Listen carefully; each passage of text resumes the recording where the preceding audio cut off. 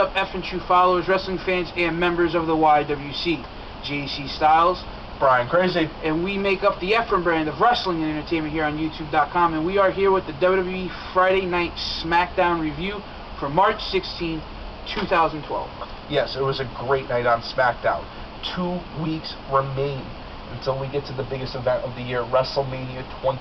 It is a stacked card. I can't wait to WrestleMania, and SmackDown's just a little tease of what we're going to see at WrestleMania. Yeah. All the players were there, but not the big matches that we're going to see. But don't get me wrong, it was a great night on SmackDown. We're going to run through it. We're going to tell you the recap of what happened. We're going to run through the matches. We're going to give you our thoughts, and then we want you guys to give us your thoughts. That's what makes this thing so great, is the fan interaction and your guys' feedback. A lot of you guys don't shoot videos here on YouTube. That's fine, but we get to give you our thoughts, but we also want to hear yours. So please drop your comments. Don't be afraid to leave your comments. If someone comes after you, we will stand up for you. Everybody's entitled to their opinion, and that's what makes this country so great, is everybody has their own opinions. Yes. Also, for our thoughts and comments and reviews of everything leading up to SmackDown, current to date, as of last night, please check our epic 6-part discussion of WrestleMania with Most Extreme Wrestling's Crystal and Chronix. Yes, it was an epic discussion of WrestleMania, hour plus in length, 6 individual parts covering every match, how we gotten to this point, exactly, what we want to see, outcomes afterwards. Yes. I mean, just everything to do with the current climate in the WWE we tried to cover. So, for your dark match of the night, we see Brodus Clay pick up the win over Epico, which is surprising. Brodus Clay was prominently featured on Monday Night Raw, and then they take one step backwards with him again. I want to see more out of the Funkasaurus. I know he has it in him. Do you mean more as in more in-ring, or the so-called horror movie that WWE wants to produce starring Brodus Clay? He's got that look in the face, though. Imagine this dude standing over you with like a cleaver or something. I can't really, because the only thing I can imagine seeing Brodus Clay doing with that cleaver in his hand is just dancing. No, because I still remember the Brodus Clay that was Del Rio's bodyguard, the Brodus Clay that was brutal, the Brodus Clay that took no names and just handed out whoopings. You know what I mean? The character that he's just call it as just kicking ass and taking names. Hey, perfect description. But I remember that character, and I know he can take it to that next level. And he stands over the body. Should I get him? That is the best. Suplex! Somebody call his mama. But, you know, I'd love to see more. Moving on. Yeah, moving on. So we start off SmackDown. Yes. We start off SmackDown with Lillian Garcia introducing the former 2-time World Heavyweight Champion, Christian, and the return of the Peep Show. We hear Christian go on talking about this past Monday, the board of directors announcing the 6-on-6 tag match, Team Long versus Team Laurinaitis. We also have him bring out Laurinaitis and Teddy Long. He basically was expecting to see Teddy Long to get on his hands and knees and basically beg Christian to be a part. Christian also demanded a title match, which he's been doing for like the last year. One more match! Then we see here Laurinaitis go on and, basically kissing Christian's butt and saying, if you join Team Laurinaitis, we'll give you that one more championship match after WrestleMania. If his team wins, then we see Teddy Long introduce the new member of Team Long, which is Kofi Kingston. And to further add to what you had to say, JC, Teddy Long said it great. You know, you can't just expect to come into the WWE and just get everything handed to you. Respect has to be earned. You just don't get respect. You have to give respect to earn respect. Also, title shots can't just be expected. You have to earn that spot. Exactly. You have to fight your way. You have to scratch up that ladder like so many superstars have done in the past. And Johnny Laurinaitis, to give his team the edge, was willing to tell Christian anything he wanted to hear. Exactly. You want the shot? Oh, you get the shot if we win. And then we roll into the next match, Kofi Kingston versus David Otunga. Well, before we get to that point, Teddy Long goes, well, David, since you're here on SmackDown and I'm running SmackDown, I'm going to put, well, first what it was going to be was Christian. but Christian still wasn't physically medically cleared, which we all know he's BS because, I mean, the guy hurt himself back in November of last year. I think Johnny Laurinaitis said at the announced position that he had an overgrown toenail or something. Yeah. Something along those lines. So being that Christian was quote unquote not ready to compete, we see Teddy Long introduce the new member of Team Long, Kofi Kingston, to take on the captain of Team Laurinaitis and David Otunga. Yes. And David Otunga actually had to wrestle in his khakis and dress shoes. Yeah. And you know what? David Otunga, don't get me wrong, he's been impressing me. I mean, the guy's got a lot of power. He's getting a better grasp of the technical wrestling holds and maneuvers. And I was very surprised last week when he actually got over on Ezekiel Jackson.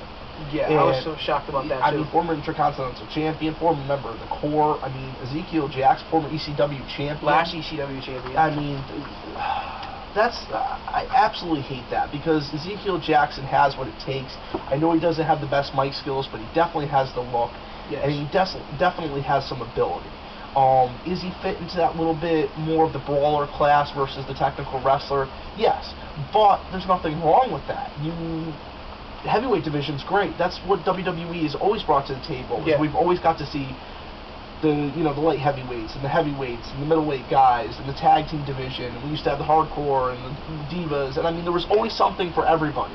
Depending on when you tune into the show. And it was a lot more interesting of a product back then as well, compared to the newer stuff that's been happening with the current Diva division not being acknowledged on TV, and then when they do put it on TV, it's like a 3 to 4 minute squash match. 3 to 4 minutes is generous. I mean, it's a shame too because you have such great talent, and we really don't get to see them showcased. I mean, I would love to see the Divas fight more. But let's keep this thing running for you guys. Do you have anything to add to this match, or should we just give them the outcome? No, we'll go right into it. We basically, like always between Team Laurinaitis and Team Long, there's altercations outside the ring during their match. We see, after Kofi was going for the boom drop, we see Christian jump up and trip Kofi. Then we see Teddy Long go and call over the ref and says, we've seen him go like this. You hear the ref say, you tripped him. They eject Christian out.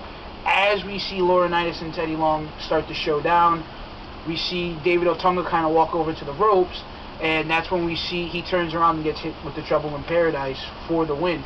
Now, not to take anything away from Otunga and not to take anything away from Kofi, I just don't understand this whole thing going around that Kofi isn't, a great wrestler. I mean, I don't know what a lot of people have a lot of gripe against him because of the whole WWE made him pretend to talk with a Jamaican accent. But I mean there's a lot worse things you could do. I mean, you have two black guys walk around stealing hubcaps and kicking people in the face for like 4 weeks straight, and then they finally debut and they come out looking like a bunch of thugs. Gimmicks are tricky, and I mean there's been plenty of wrestlers that have run through 5, 6, 7 different gimmicks throughout their runs. Yes. And I don't see anything wrong with Kofi Kingston. He's a solid technical wrestler. Now, I think the biggest question that's always been posed is Kofi, is he ever going to be able to rise to that main event spot? Or is he forever going to be a mid-card level player and also a great tag team competitor? Yes. Can he ever rise to that main event level spot? In my opinion, great tag team competitor. Yes. Great mid-card competitor in the right climate. A potential maybe World Heavyweight Champion. I don't know if I could see him as WWE Champion, but maybe a potential World Heavyweight Champion. I could kind of see him being a WWE Champion over a World Champion just because, World Champion, World Heavyweight Champion is a very big title to take under your wing. And Kofi isn't really that big of a guy, you know what I mean? But I mean, the way that the WWE is currently booking the two championships, the WWE title is still the primary world championship. We see the World Heavyweight title, even though they're supposed to be equal, neck and neck. I honestly, and I think most fans see it this way, that the World Heavyweight title is just barely underneath, and then we see the IC in the United States. I believe those two are even. We go into the next segment. We see Daniel Bryan backstage with AJ. Basically, Daniel Bryan got her a dress. He insults it after she puts it on, says it looks better on the mannequin. and then informs her that she has a match, and if she's successful in the match, it might put her in future contention for a Divas title shot. Yes. I mean, to be honest, I think AJ looked fantastic in the dress, and she definitely looked beautiful in the dress. We see AJ actually pick up the win with Daniel Bryan outside the ring, and like I said to Bryan through Instant Messenger during the show, it's a nice way for Daniel Bryan to make AJ's win over Nikki Bella to make it about himself. Yeah, oh yeah, as soon as she won, it was yes. And he ran, I think, all 4 turnposts. I don't know. And during this match, AJ got very impressive. I mean, she ended up swinging around, getting a quick roll-up, 1, 2, 3. That was the finish. But during the match, she hit a couple nice maneuvers. Unfortunately, there was a crossbody that didn't turn out quite the way that they wanted it. But the reason I brought that up is to drive the point home. That respect these athletes. Yeah, we might not like the characters. That's what's great about professional wrestling. We get to choose what characters we like. But also respect these athletes, because at the end of the day, regardless if you like the character or not, these guys could end up paralyzed. Jesse Sorensen being the prime example. Watch TNA Wrestling or not, I'm sure if you've caught wind of what happened. Zema Ion accidentally landed on his head, broke the kid's neck, and now he's going to be out for a year. Hopefully he's going to make a full recovery, but he may never wrestle again. Yeah. And I mean, he was a very promising talent, and it's a shame, and we just really want to drive that point home. If we accomplish nothing else here in the YWC, our mark on wrestling wants to be the respect for the athletes. Respect the athletes, yeah. exactly. We then go into a backstage interview with Josh Matthews and Cody Rhodes, and we Josh Matthews basically comes out and just asks the question, do you think it's wise to keep taunting the Big Show when you have to get in the ring against him at WrestleMania? And then Cody Rhodes goes on his little tirade about how the Big Show last summer was such a phenomenal athlete all year round. He's such a big monstrous athlete. And then come WrestleMania, he's just a joke. And then after WrestleMania, he becomes much more serious.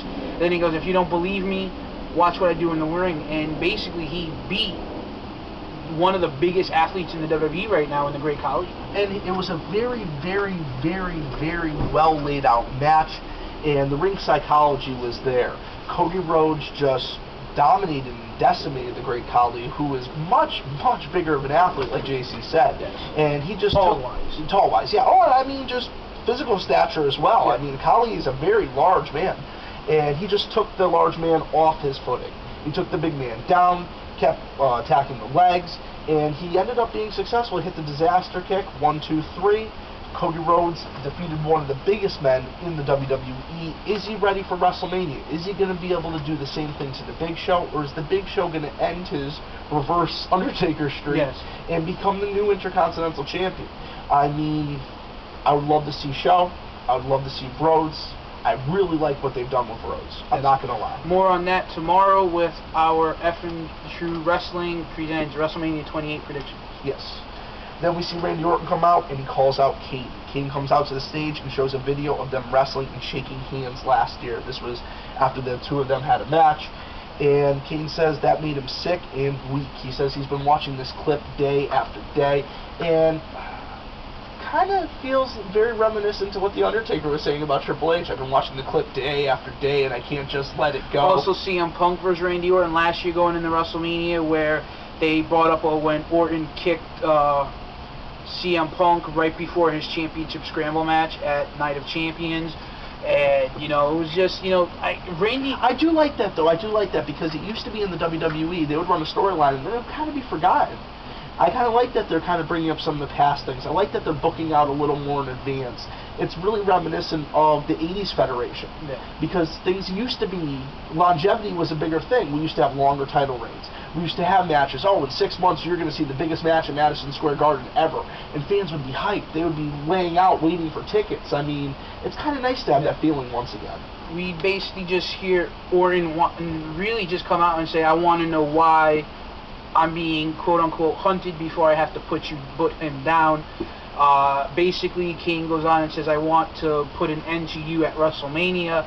And then it ends promo with Kane's pyro going off around Randy Orton in the ring.